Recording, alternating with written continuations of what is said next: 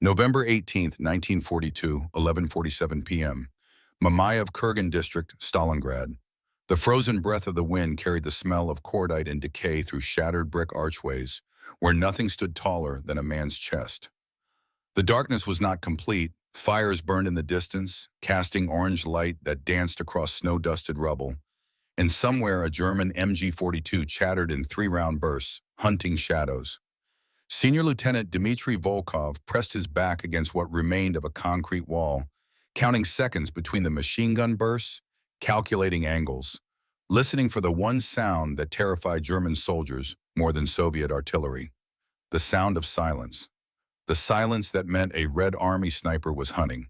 He had been tracking her for 6 days now, following reports that came in from 3 different sectors simultaneously. Reports that should have been impossible. A woman sniper operating under the call sign Raven. No name, no photograph, no unit roster.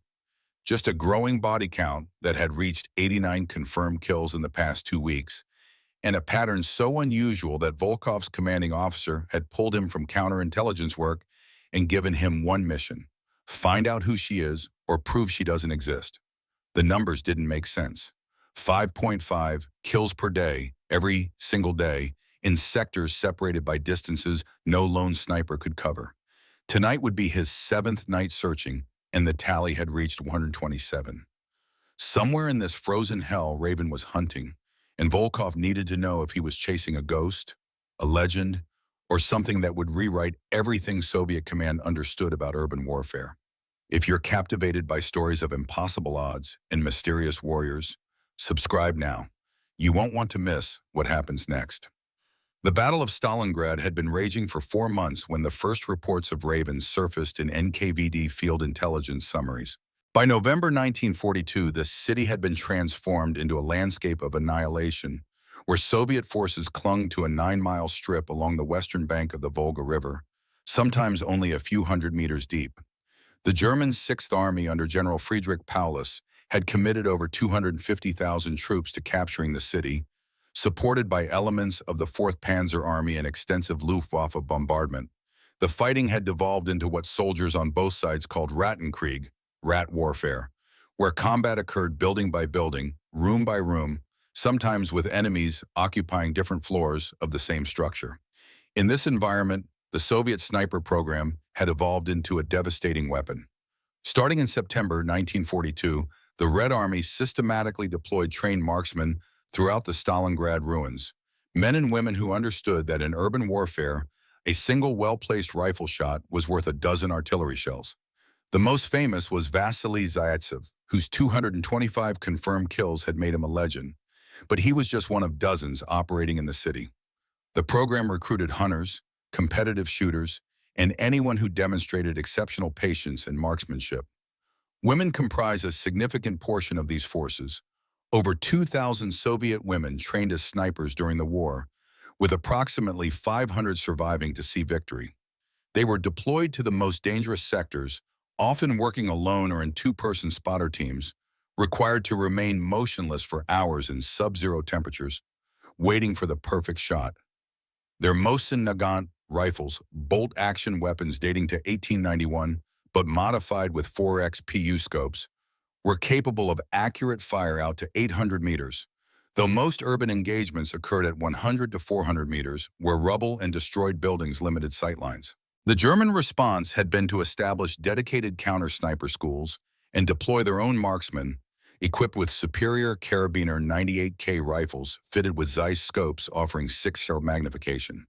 By November, the contest had become a deadly game of patience and deception, with both sides losing their best shooters to opponents who understood the same tactics, the same psychology, the same mathematics of death. German intelligence tracked Soviet snipers meticulously, compiling dossiers on known operators, analyzing their patterns, predicting their movements. But Raven's file contained nothing except kill reports that shouldn't exist. 3 confirmed kills in the Barrikady Factory district at dawn, 4 kills in the Red October steel plant at midday, 2 kills near the grain elevator at dusk, all on the same day, November 12th, in locations separated by over 12 kilometers of contested urban terrain. Senior Lieutenant Volkov was 34 years old, a former Moscow University instructor in military history who had been drafted into NKVD counterintelligence due to his analytical mind rather than combat skills. He had spent 3 years identifying German infiltrators, breaking codes, and tracking partisan movements. The Raven assignment had arrived on his desk on November 13th with a note from Major General Rodimtsev himself. Determine if this is one soldier, multiple soldiers using one identity, or enemy disinformation. We need to know before Berlin does. The strategic implications were profound.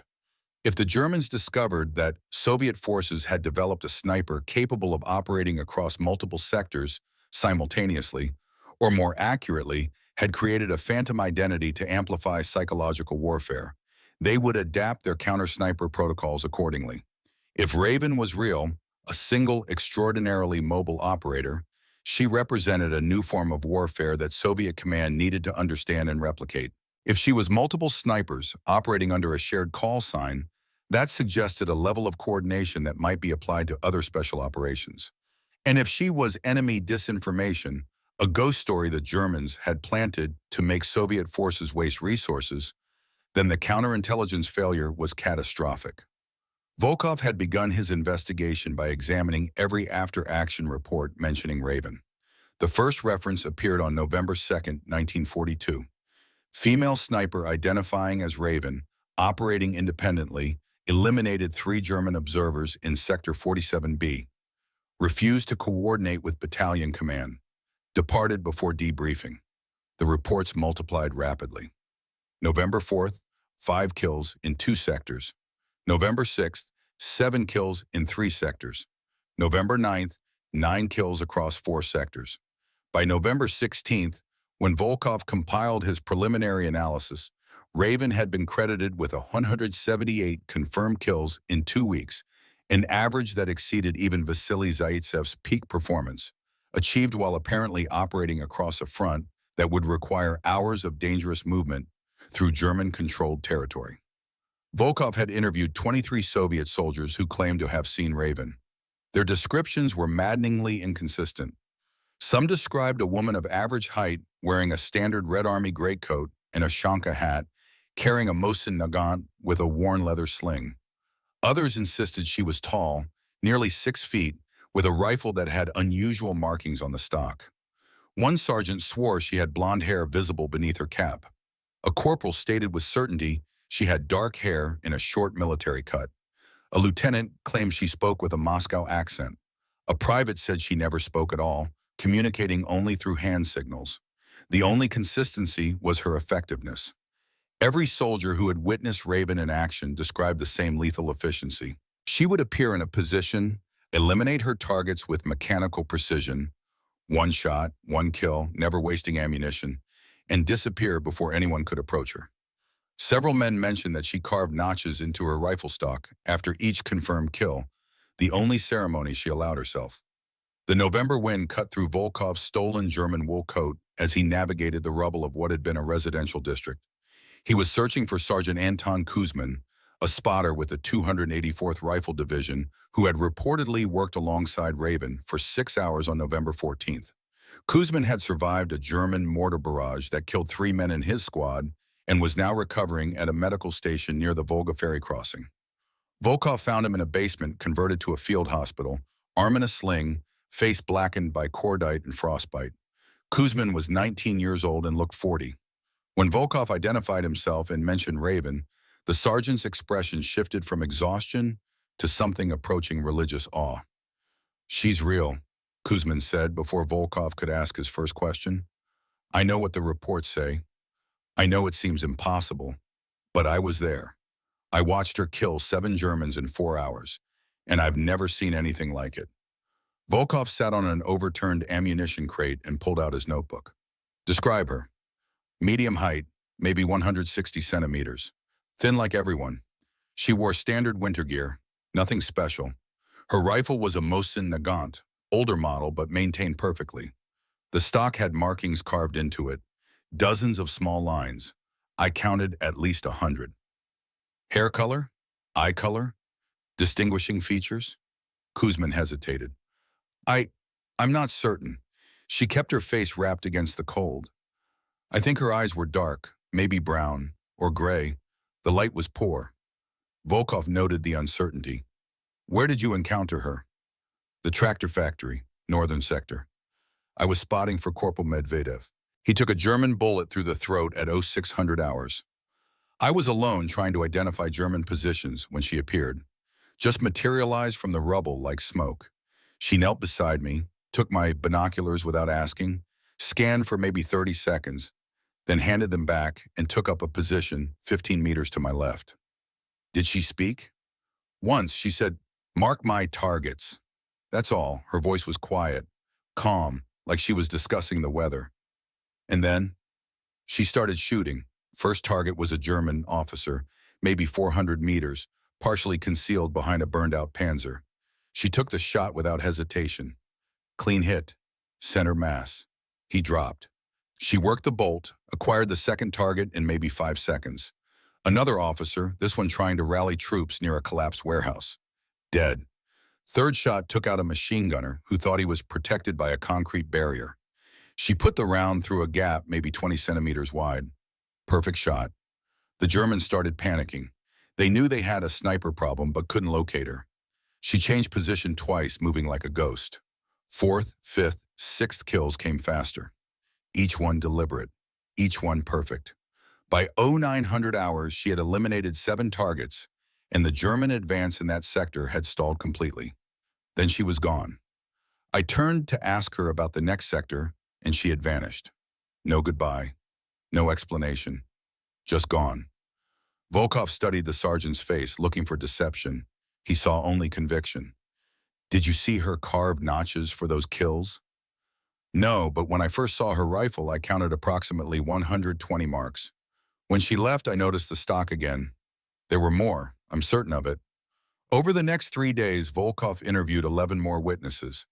Each story was similar in its core details, but differed in the specifics in ways that troubled him deeply. Captain Sergei Markov, 13th Guards Rifle Division, reported encountering Raven on November 15th at the Red October factory. He described her as having light-colored eyes, possibly blue or green, and estimated her age at mid-20s. She had eliminated 4 German snipers in a counter-sniper operation that lasted 2 hours, each kill performed with what Markov called surgical precision. When Markov tried to commend her and request her name for a combat citation, she had refused. "I am Raven. That is sufficient," she had told him, then disappeared into the factory ruins. Lieutenant Yevgeny Sokolov, 95th Rifle Division, encountered Raven on November 16th near the Barrikady Factory. He described her as shorter than other accounts suggested, perhaps 150 centimeters, with a distinct scar visible on her right hand. She had worked with his platoon to eliminate a German observation post, killing 5 enemy soldiers and wounding 3 others before withdrawing. Sokolov noted that she moved with extraordinary speed between positions, covering ground that should have taken 20 minutes in less than 8, seemingly unconcerned about German patrols or artillery. Most troubling was the testimony of Private Mikhail Orlov, who claimed to have been saved by Raven on November 17th. Orlov had been separated from his unit during a German counterattack near the Mamayev Kurgan. Wounded in the leg, unable to walk, he had taken cover in a shell crater while German infantry swept the area, executing wounded Soviet soldiers. "She appeared above me," Orlov said, his voice shaking at the memory. "The sun was behind her, so I couldn't see her face clearly.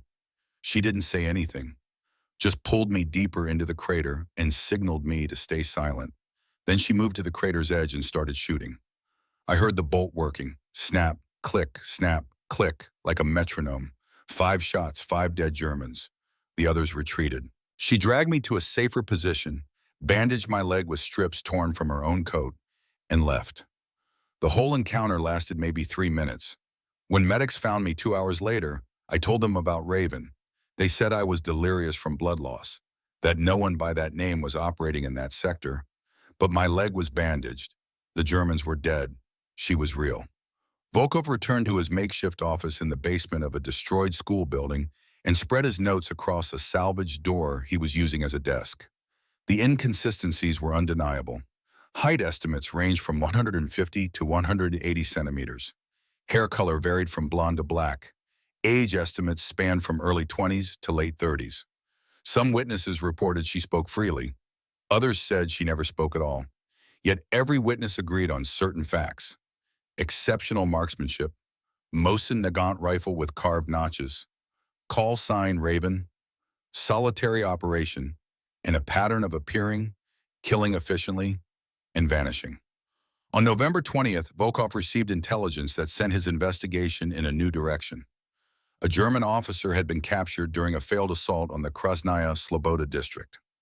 Under interrogation, Oberleutnant Heinrich Kohler revealed that German forces had become obsessed with a Soviet sniper they called Die Krahe, the Crow. German intelligence had compiled their own file on Raven, tracking her kills through casualty reports and witness statements from surviving soldiers. Kohler's testimony was chilling. "We thought she was propaganda at first, Soviet psychological warfare. But the bodies are real. The fear is real. She operates in a way we cannot explain. Our counter-sniper teams have tried to hunt her. We've lost 11 trained marksmen in the past week alone. She seems to know where we'll be before we arrive. She never uses the same position twice.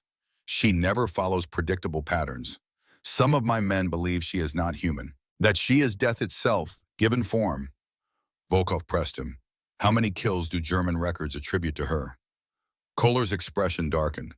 "As of November 18th, our intelligence estimates 207 confirmed kills directly attributable to the sniper using the Raven call sign.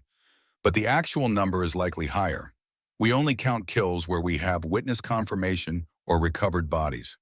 In Stalingrad, many bodies are never recovered.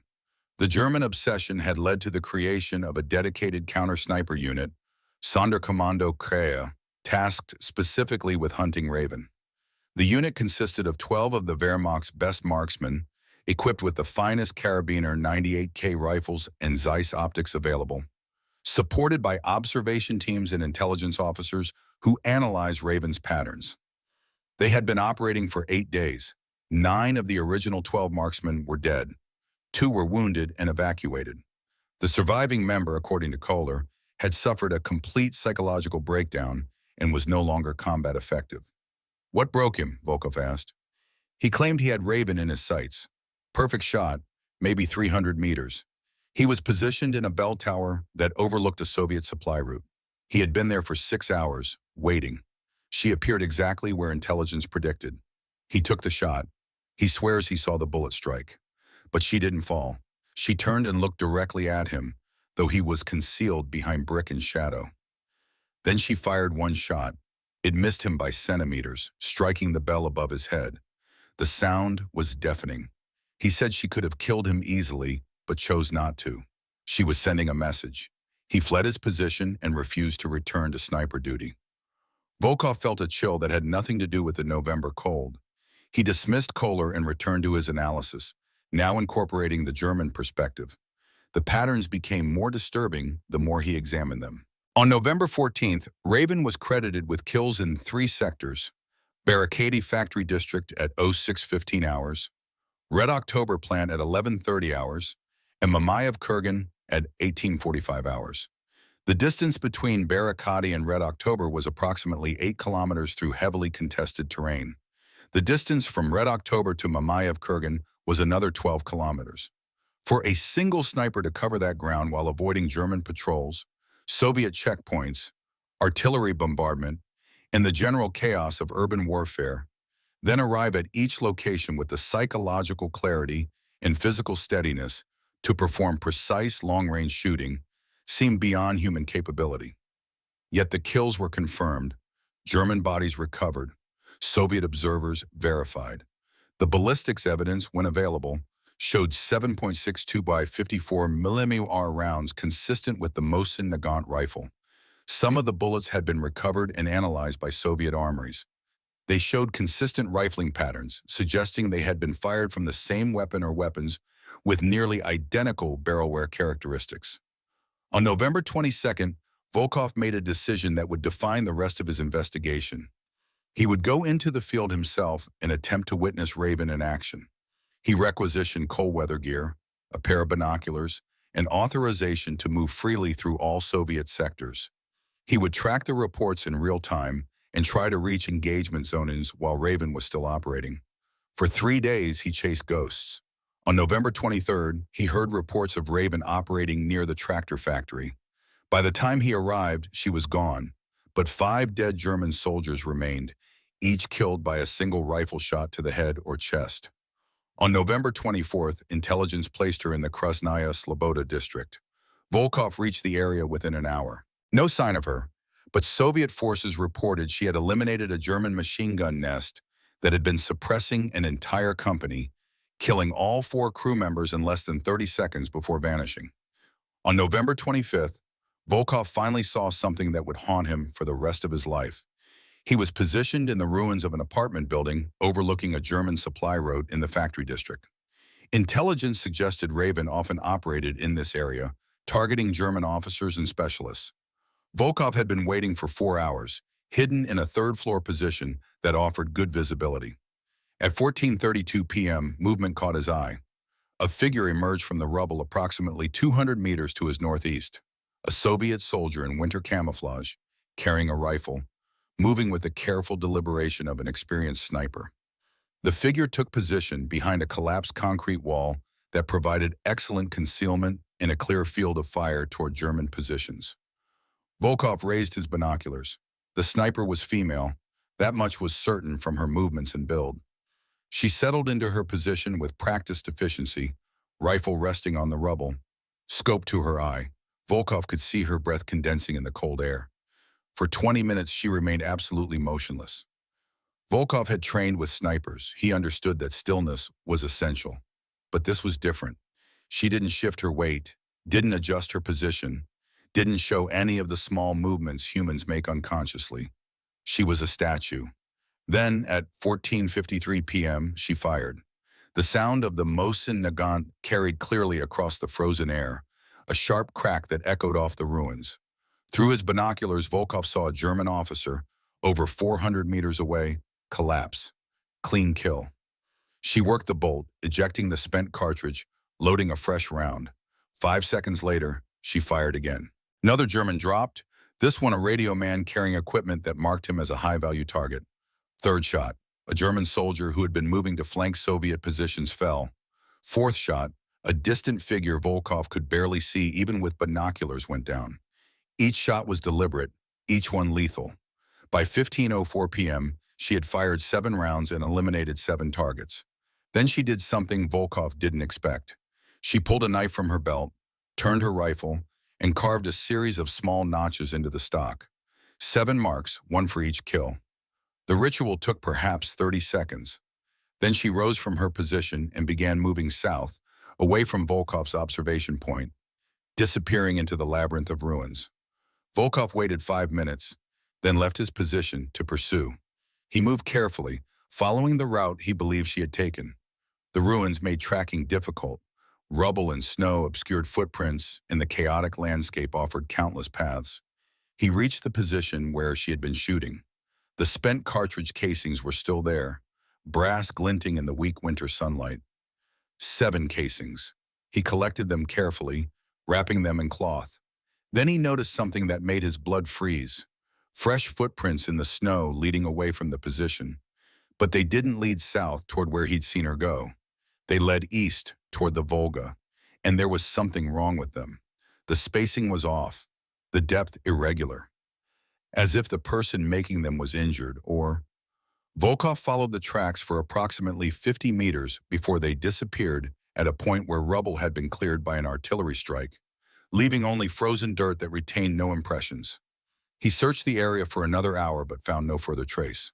That evening at 18:20 p.m., reports came in that Raven had eliminated a German sniper team near the Red October plant, over 10 kilometers from where Volkov had witnessed her shooting less than 4 hours earlier. The timeline was impossible. To cover that distance through Stalingrad's ruins, avoiding detection and danger, then arrive in condition to perform precision shooting, was beyond reasonable capability, unless there were 2 Ravens operating simultaneously.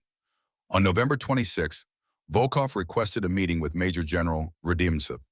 In a bunker deep beneath the city's shattered surface, surrounded by maps and radio equipment, Volkov presented his findings. Comrade General, I believe Raven is not one person. I believe we are witnessing either a coordinated operation involving multiple snipers using a shared identity or something else I cannot explain. Rodimtsev studied the compiled reports, his expression unreadable. He was a hard man, aged beyond his years by months of brutal combat. What is your evidence? The timeline and geography are impossible for a single operator. The physical descriptions are inconsistent across witnesses. The rate of kills exceeds any historical precedent, and yet certain details remain absolutely consistent.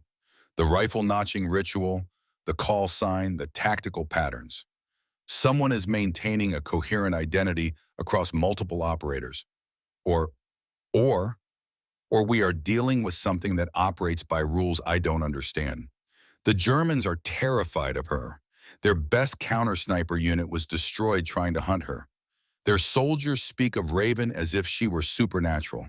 The psychological impact alone is worth a battalion of regular troops. Rodimtsev was quiet for a long moment. What do you recommend? I recommend we do nothing to interfere. Whether Raven is one soldier or many, whether she is real or legend, she is winning. The German Sixth Army is dedicating significant resources to hunting a phantom.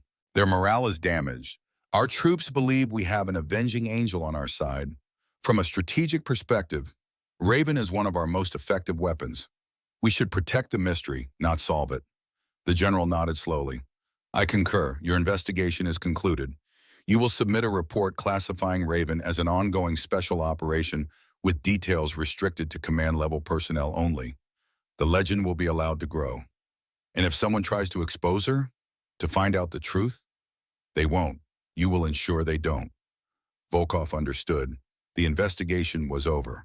The mystery would be preserved. But Volkov couldn't let it go. Over the next week, he continued tracking Raven's activities, now without official sanction. The kill count continued to climb. 312 by November 30th, 389 by December 5th, 476 by December 12th. The pattern never changed. Multiple sectors, impossible distances, perfect accuracy. On December 18th, 1942, something changed. The reports stopped. No Raven sightings, no kills attributed to her call sign, no witnesses coming forward. For 3 days, silence. Soviet intelligence checked with all active units. No one had seen her. German intelligence, monitored through intercepted communications, revealed they had also noticed her absence. Some German officers believed they had finally succeeded in killing her. Others thought she had been withdrawn for rest or reassignment. On December 21st, a report came in that would change everything. A patrol from the 284th Rifle Division had discovered a concealed position in the ruins of a grain elevator. The position showed signs of recent occupation, spent cartridge casings, provisions, and a Mosin Nagant rifle left behind. The rifle had 542 notches carved into its stock. No other evidence was found. No body, no blood, no signs of combat or injury. The rifle was simply abandoned in a position that offered excellent fields of fire across multiple approaches. Volkov examined the weapon personally.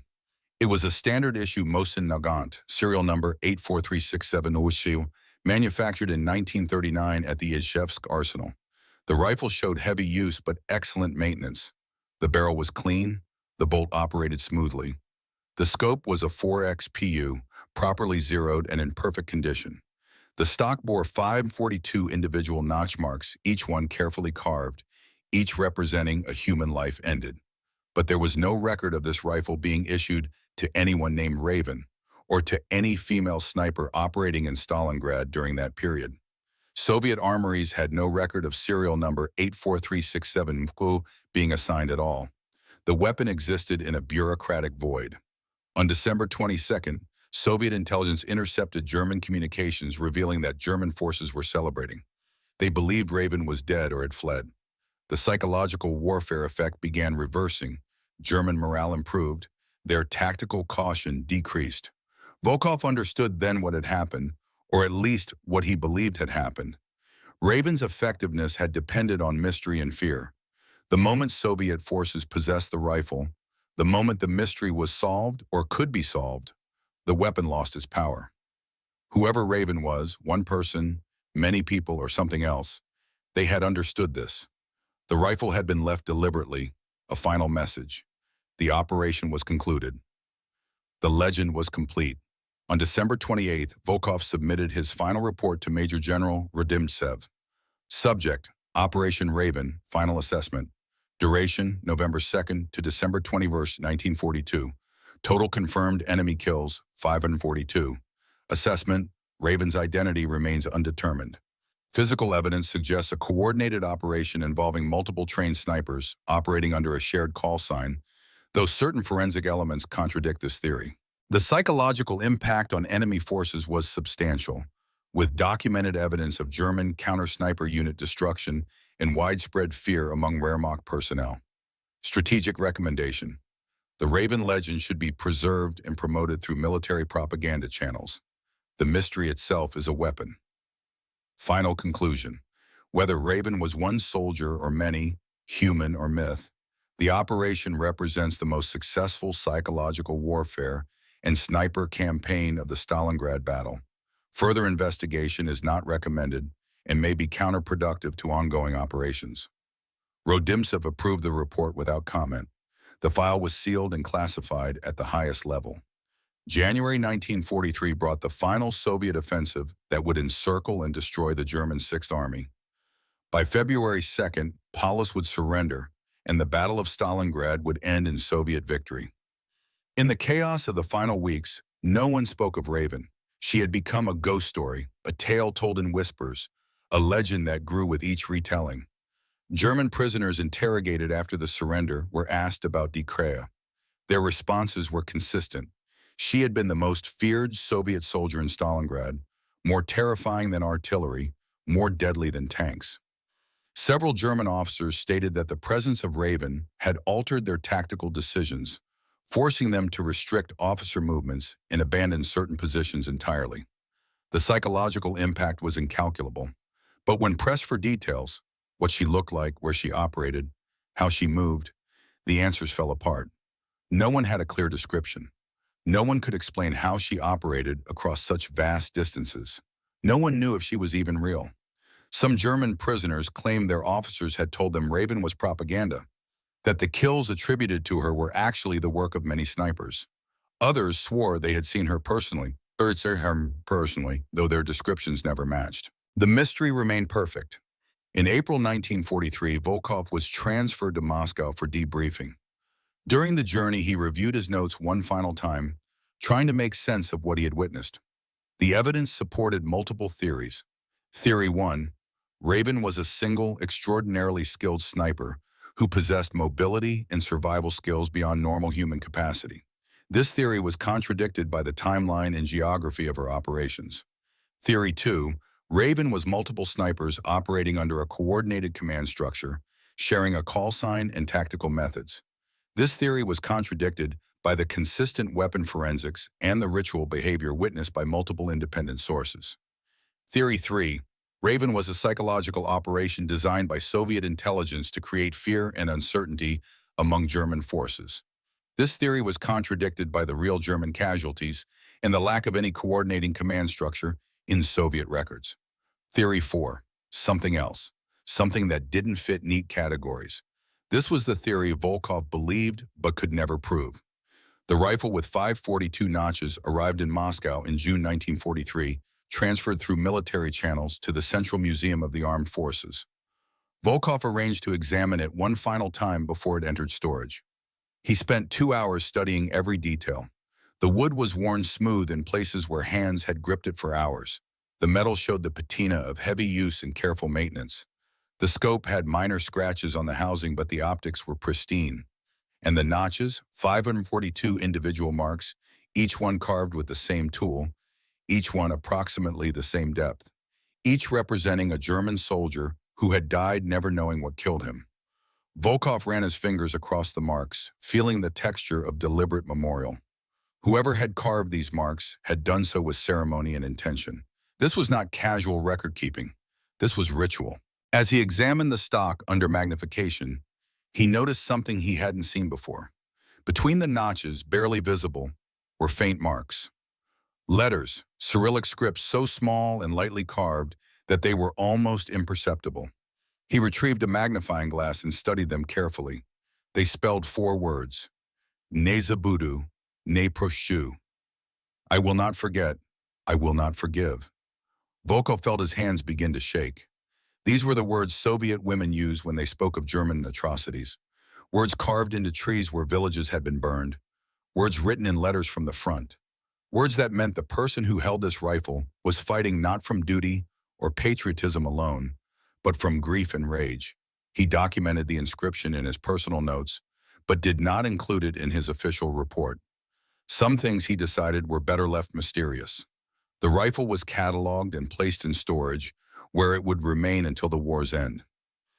In 1947, the Mosin Nagant, with 542 notches, appeared in a Moscow museum exhibition dedicated to Soviet snipers. The display card identified it as the Raven Rifle, Anonymous Female Sniper, Battle of Stalingrad, 1942 to 1943, 542, confirmed kills. No donor information was provided, no name was attached. The museum received inquiries from veterans, historians, and journalists seeking more information. None was provided. The official position was that wartime records were incomplete and Raven's identity had been lost in the chaos of combat. In 1954, German military historians attempting to document the Stalingrad battle requested information about Krahe.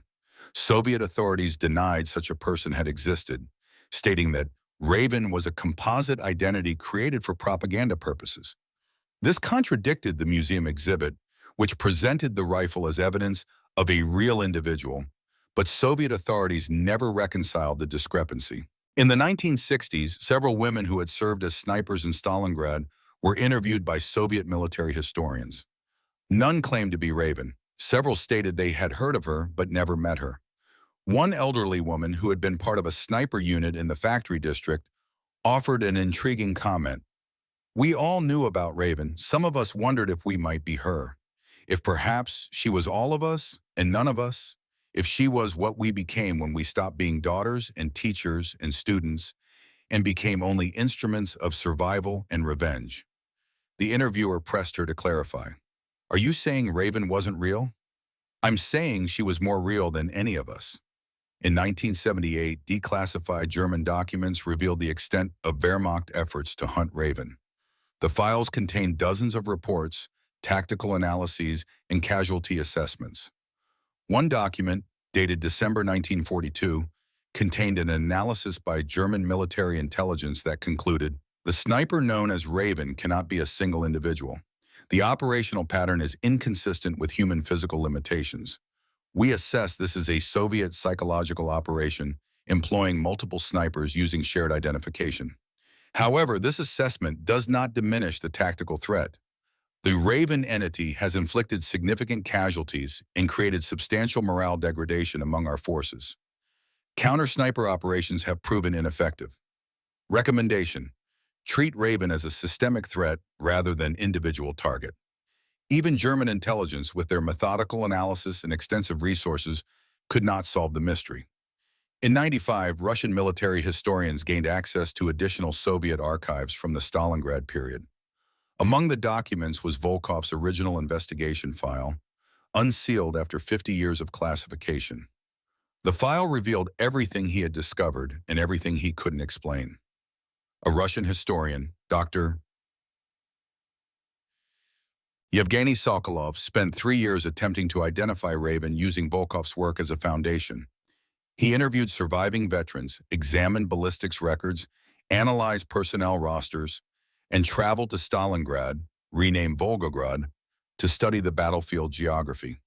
His conclusion, published in 1998, the evidence strongly suggests Raven was not a single individual, but rather a coordinated operation involving 3 to 5 female snipers who shared a common call sign and tactical methodology. The purpose was likely psychological warfare, creating a legendary figure who could be everywhere, killing German soldiers with supernatural efficiency. However, this theory cannot account for all the evidence, particularly the forensic consistency of the rifle markings and certain witness testimonies that suggest genuine encounters with a specific individual. It is possible we are dealing with a hybrid phenomenon, a real sniper who inspired imitators, or a planned operation that took on unintended legendary dimensions. The truth may be irrecoverable. In 2003, a woman in her late 80s contacted the Volgograd Historical Museum, claiming to have information about Raven. Museum staff interviewed her extensively. She identified herself as Nina Petrovna, a former spotter with the Red Army who had worked with multiple sniper teams in Stalingrad. Her testimony was specific. "I knew 3 women who operated as Raven at different times. There may have been others. It started with one woman. I never learned her real name. She told me only that she had lost her family in a German massacre in Ukraine. She was the first Raven. She operated for perhaps 2 weeks before she was killed by German artillery. Before she died, she told her rifle's serial number to another sniper, a woman from Moscow named Anna. Anna took a rifle with a matching serial number. We had several in our armory from the same manufacturing batch, and carved notches to match the dead woman's count." She continued the identity.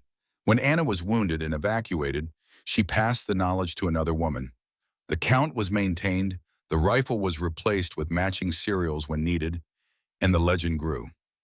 We understood the power of myth. The Germans feared one unstoppable sniper more than they feared many ordinary ones, so we gave them one." Museum officials attempted to verify Petrovna's story. They could find no military records confirming her service, no documentation of her claims, and no corroboration from other veterans. She died in 2004 without providing additional evidence. Her testimony remained unverified. Modern ballistics experts examined photographs of the rifle in 2011 using digital enhancement to analyze the notch patterns. Their conclusion was unexpected. The notches were not carved by a single tool. Microscopic analysis revealed at least 3 different blades had been used with slightly different angles and depths.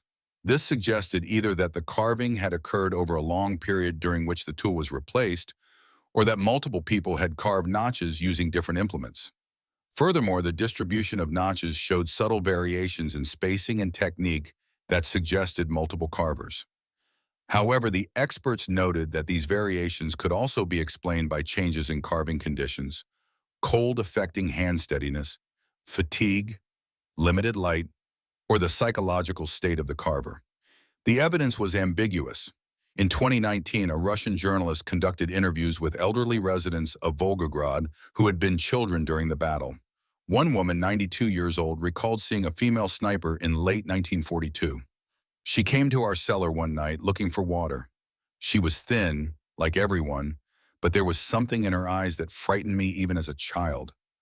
Not cruelty, emptiness, as if she had stopped being human and become something else. My mother gave her water and bread. She thanked us and left. My mother said later, that was not a woman. That was a knife that learned to walk." I never forgot those words. Years later, when I heard stories about Raven, I always wondered if that was her. But I'll never know. The mystery has never been solved. To this day, the identity of Raven remains one of the unsolved enigmas of World War II.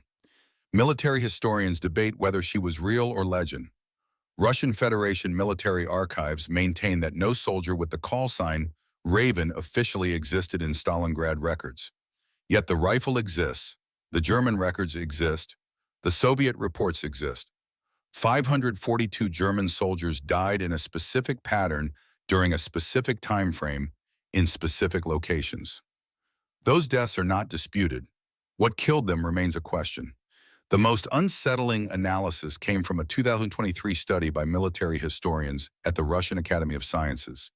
Using modern data analysis techniques, they plotted every reported Raven kill on a detailed map of Stalingrad, timing each event precisely using multiple source documents. The pattern they discovered was impossible to explain by any conventional theory. The kill sites formed a pattern that, when viewed chronologically, suggested an operational intelligence that exceeded what any individual or even small team could achieve. The sniper positions chosen demonstrated advanced knowledge of German movements, understanding of weather patterns that would affect visibility and ballistics, and anticipation of German counter-sniper tactics before those tactics were deployed. Most disturbing was the mobility pattern. If Raven was a single individual, she would have needed to move through the city with perfect knowledge of safe routes, German positions, Soviet checkpoints, and artillery patterns. She would have needed to avoid thousands of soldiers from both armies who might delay or identify her. She would have needed to arrive at each position in perfect physical and psychological condition to perform shots that required absolute steadiness and clarity. The probability analysis concluded, if Raven was a single operator, she possessed capabilities that fall outside the range of documented human performance during wartime conditions. If she was multiple operators, the level of coordination and information sharing required exceeds what Soviet command and control systems could achieve in Stalingrad during late 1942. This suggests either a capability we don't understand or a phenomenon that doesn't fit our analytical frameworks. The mystery may be irresolvable using conventional historical methods. The rifle itself underwent extensive forensic examination in 2024 using the most advanced techniques available. Microscopic analysis of the barrel's rifling patterns was compared against recovered bullets from German casualties that Soviet records indicated had been killed by Raven. 7 bullets were available for analysis, recovered from German bodies during post-battle cleanup and preserved in military archives. All 7 showed rifling patterns consistent with having been fired from the museum rifle or weapons, with nearly identical barrels from the same manufacturing batch. This supported both the single rifle and multiple identical rifles theories. Wood analysis of the stock revealed something unexpected. The wood contained microscopic pollen grains from 9 different plant species, some native to the Stalingrad region, others from areas hundreds of kilometers away, including the Caucasus region and western Ukraine. This suggested either that the rifle had traveled extensively before arriving in Stalingrad, or that it had been handled by someone who had traveled from those regions. DNA analysis was attempted on cellular material extracted from the stock's surface, hoping to identify who had held the weapon. The results were inconclusive. Multiple DNA signatures were detected, but contamination from decades of museum handling made it impossible to determine which profiles dated to the wartime period. The investigation ended without definitive answers. Today, the Mosin Nagant with 542 notches remains on display in Moscow, behind glass in a climate-controlled case. The placard has been updated multiple times, reflecting changing historical understanding. 1947. The Raven Rifle, anonymous female sniper, 542 confirmed kills. 1965. Rifle associated with the Raven legend, Stalingrad 1942-1943. 1998. Mosin Nagant sniper rifle, symbol of Soviet sniper operations at Stalingrad. 2015. The mystery of Raven, identity unknown, legacy undisputed. Veterans from both sides who survived Stalingrad carried the legend with them. In nursing homes and veterans gatherings, when old soldiers spoke of the battle, they spoke of Raven. Soviet veterans spoke with pride of the sniper who terrified the Germans. German veterans spoke with residual fear of the ghost who hunted them through the ruins. One German veteran, interviewed in 2006 at age 84, said, "I was 19 years old in Stalingrad. I saw things that destroyed my faith in everything, in humanity, in humanity, in reason. The cold, the hunger, the endless killing. But nothing frightened me like the knowledge that Raven was out there. You couldn't see her, couldn't predict her, couldn't stop her. Officers died, specialists died, even snipers who thought they were hunting her died. We started to believe she was supernatural. Some men said she was death itself given form. Others said she was a demon the Russians had summoned. I stopped believing in God in Stalingrad, but I started believing in Raven, because she was real in a way God never was. She killed people, constantly, everywhere, and no one could explain her." A Soviet veteran interviewed in 2010 at age 88 offered a different perspective. Raven was what we needed her to be. When you're fighting for your life in frozen ruins, eating leather and drinking melted snow, watching friends die every day, you need to believe in something beyond yourself. Raven was hope. She was revenge. She was proof that one person could matter, could change the battle. Whether she was one woman or many, whether every story was true or only some were true, didn't matter. She gave us strength. She gave the Germans fear. In war, belief is a weapon as real as bullets. Raven was the most powerful weapon we had. Modern Russian military doctrine includes a classified section on psychological warfare operations that references the Raven phenomenon. According to analysts who have studied the unclassified portions, Soviet and later Russian military theorists view the Raven operation, whether planned or spontaneous, as a template for future psychological warfare programs. The key principles identified are: mystery is more powerful than clarity. An enemy who cannot understand a threat cannot effectively counter it. Legend multiplies impact. A few real events, properly mythologized, create effects far beyond their actual scope. Belief affects behavior. German soldiers who believed Raven was everywhere changed their tactical patterns, restricted their movements, and suffered reduced morale. Ambiguity is strategic. By neither confirming nor denying Raven's existence, Soviet authorities maximized psychological impact. These principles, derived from the Raven phenomenon, influenced Soviet information operations throughout the Cold War and continue to shape Russian military thinking today. The greatest mystery is not whether Raven was one person or many, not what her real name was, not even how she achieved what the records indicate she achieved. The greatest mystery is why she stopped. On December 21, 1942, after 98 days of operations, after 542 confirmed kills, Raven vanished. The rifle was left behind in a position that suggested deliberate placement rather than abandonment. No body was ever found. No casualty report filed. No veteran ever came forward to claim the identity. No deathbed confession. No memoir that revealed the truth. The operation, if it was an operation, ended perfectly. The legend was complete. 542 notches. 98 days. A mystery that 3/4 of a century of investigation has failed to solve. Some mysteries are meant to be solved. Others are meant to endure. Raven chose the latter. In the ruins of Stalingrad, during the winter of 1942 to 1943, when the fate of nations hung in balance, something hunted German soldiers with precision that defied explanation. It might have been one woman. It might have been many women. It might have been a carefully orchestrated psychological operation. Or it might have been something else. Something born from the absolute extremity of that frozen hell, something that could only exist in conditions where humanity itself was tested to destruction.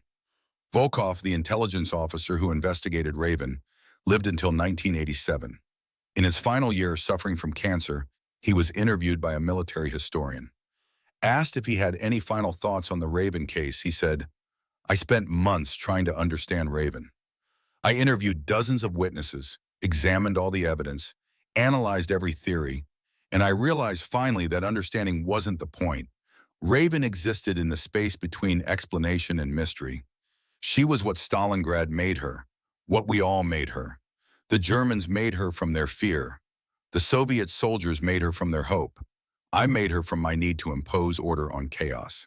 And she made herself from whatever drove a woman to carve 542 notches into a rifle stock, each one a life taken, each one a ceremony of grief and rage. I don't know who she was, but I know what she was. She was what happens when war pushes humans beyond the boundaries of what we think possible. She was the impossible, made real by necessity. The rifle remains in Moscow, 542 notches carved into wooden history. German military records document massive counter-sniper efforts and catastrophic casualties. Soviet records show impossible patterns of kills across impossible distances. Witnesses on both sides tell stories that contradict each other in details but align in essentials. And no name was ever attached to the legend. No photograph, no documentary evidence that survives official scrutiny. Just notches on a rifle, and bodies in the snow, and a mystery that refuses to be solved. Somewhere in Stalingrad's ruins, or perhaps in multiple places, or perhaps nowhere that can be mapped with certainty, a sniper operated for 98 days and changed warfare's psychological dimensions. Then she vanished, leaving only questions and a rifle with 542 marks, each one a small piece of infinity carved into wood. The terror of German soldiers, the hope of Soviet forces, the obsession of intelligence officers, the mystery that won't die.